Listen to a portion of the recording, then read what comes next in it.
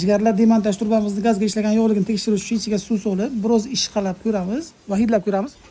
Gaz hidi kelmasa, demak bu turbamiz gazga ishlamagan bo'lishi mumkin. Shunaqa jaydari usulda tekshirib ko'rdik. Sizlar qanaqa usullarni bilasizlar? Kommentariyga yozib ketsangiz manfaatli bo'ladi.